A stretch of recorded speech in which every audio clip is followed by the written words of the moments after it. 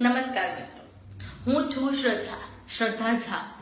આજે મારે તમારી સાથે એક વાત શેર કરવી છે।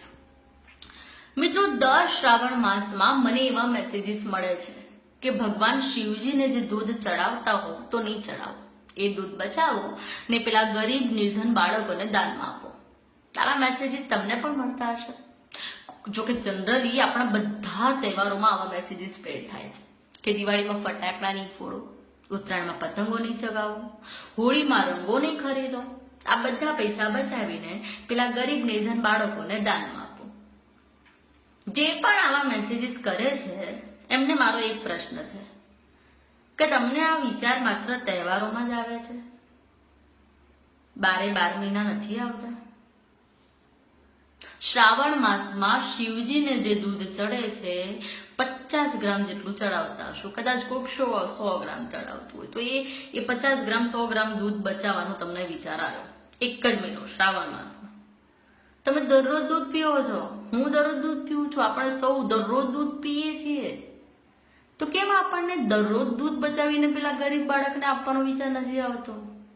માત્ર એક મહિનો શિવજીને ચડતું દૂધ બચાવવાનો વિચાર આવે અને પેલા ગરીબ બાળકોનો એ વખતે આપણને વિચાર આવે। બાકી જ્યારે આપણે દરરોજ પીએ છીએ ત્યારે આપણને આવા કોઈ જ સરસ દયાદાનના વિચાર આવતા નથી। તહેવારોના પૈસા બચાવો, દિવાળી, હોળી, નવરાત્રી, આ તે બધા તહેવારોના પૈસા બચાવો અને ગરીબ બાળકોને દાનમાં આપો। શું કામ ભાઈ? દરરોજ પૈસા બચાવો, દાન આપવું જ છે તો દરરોજ બચાવો ને।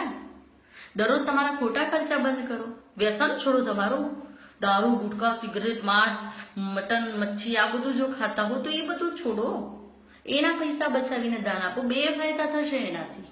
એક તો દાનનું પુણ્ય મળશે ને બીજું તમારું સ્વાસ્થ્ય સારું રહેશે। એટલે તમારા રોજબરોજના ખર્ચા કમ કરો, એને બચાવો અને દાનમાં આપવાનો વિચાર કરો। સેટરડે સન્ડે આપણે સૌ જાણીએ છીએ કે અત્યારે જનરલી સેટરડે સન્ડે આપણે બહાર જમવા જઈએ છીએ, તો એ પૈસા બચાવો, ગરીબ બાળકોને દાનમાં આપો। તહેવારો ઉપર જ કેમ આવા સરસ સરસ વિચારો આવે છે બધાને? એટલે જે મહાનુભાવોને અત્યંત લાગણી ઉદ્ભવતી હોય ને એ લોકોને મારી નમ્ર વિનંતી છે કે મહેરબાની કરીને આવા બધા વિચારો તમારા પૂરતા સીમિત રાખો।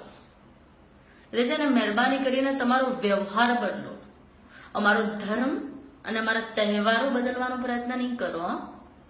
ઓમ નમઃ શિવાય।